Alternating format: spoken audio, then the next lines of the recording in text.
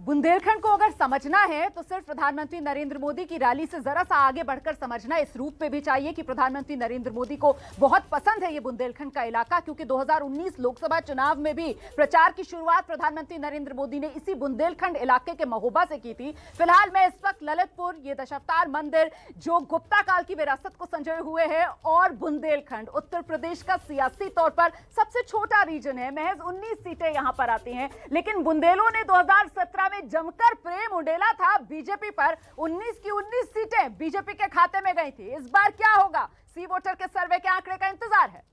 बिल्कुल रोमाना, और अब मैं सीधे रुक कर लेती हूँ बिना समय गंवाए हुए ब्रजेश का, जो झांसी में मौजूद है। ब्रजेश, जैसा कि रोमाना ने भी कहा कि हमें प्रधानमंत्री की रैली से आगे बढ़कर बुंदेलखंड के इलाके को समझना होगा, तो क्या कह रहा है वहां जनता का मूड? इस बार ऊंट किस करवट बुंदेलखंड में?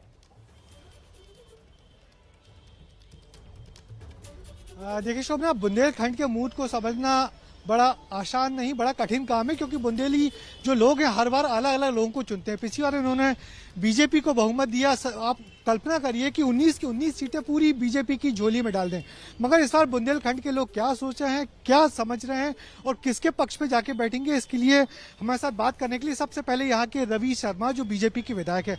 रवि भाई, ये जो बुंदेलखंड को बीजेपी ने किला बना लिया है, पूरी की पूरी सीटें आपके पास है, इस बार क्या होगा? एक बार फिर से क्लीन स्वीप होगा। और बुंदेलखंड के बारे में जिस तरीके से अलग से चिंता, चाहे भारत की सरकार हो चाहे प्रदेश की सरकार हो, बुंदेलखंड विकास बोर्ड का अलग से निर्माण करके ये उपेक्षित बुंदेलखंड, जो इस भारत की आजादी के बाद से इसकी सुध नहीं ली लोगों ने, लेकिन यहाँ पर आज बुंदेलखंड विकास बोर्ड बना करके इसकी अलग से एक चिंता। उत्तर प्रदेश में जहाँ एक ओर होती है, वहीं दूसरी ओर देश की सरकार ने यहाँ पर Bundelkhand express way, defence corridor और किसान पेयजल। मगर मोदी जी को बुंदेलखंड बड़ा पसंद है। नहीं, मोदी जी की अतिरिक्त सोच है बुंदेलखंड को लेकर के। आज आप देखिए, प्रधानमंत्री सिंचाई योजना हो तो बुंदेलखंड में लागू हुई, हर घर पेयजल योजना हो 9,000 करोड़ की, बुंदेलखंड को सौगात। बुंदेलखंड लंबे समय तक उपेक्षित और पीड़ित रहा है, शोषित रहा है। हमारे साथ बात करने के लिए डॉक्टर सुधांशु त्रिपाठी हैं, कांग्रेस के सेक्रेटरी है। सुधांशु जी, प्रियंका जी यहाँ आई थी, जो तो रैलियां तो बहुत भीड़ ला रही है, मगर ये भीड़ वोट में तब्दील हो पाएगी? देखिएगा, उत्तर प्रदेश के लोगों का विश्वास कांग्रेस पर फिर से लौटा है। मैं आपको बताऊं, पिछले 2 सालों में जिस प्रकार से कांग्रेस ने यहाँ एक सशक्त विपक्ष की भूमिका अदा की है, और जो यहाँ कुछ और विपक्ष के नेता थे, जिस प्रकार से वो भारतीय जनता पार्टी की पेरोल पे काम कर रहे थे, और प्रियंका जी ने हाथरस का मामला हो, लखीपुर खीरी का मामला हो, जिस गंभीरता के साथ, जिस सजगता के साथ खड़े होकर लोगों की आवाज को संघर्ष में बदला है, लोग आज कांग्रेस की तरफ देखते सर, एक और देख लिया हमारे साथ, एक सपा के युवा प्रत्याशी है, मैंने उम्मीद कर रहे हैं, क्या लग रहा है सपा कुछ यहाँ कर पाएगी बुंदेलखंड में?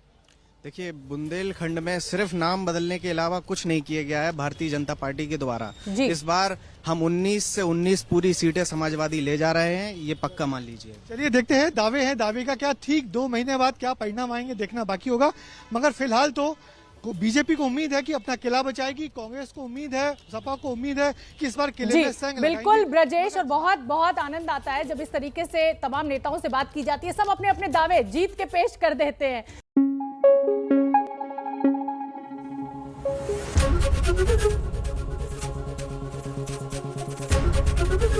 एबीपी न्यूज आपको रखे आगे।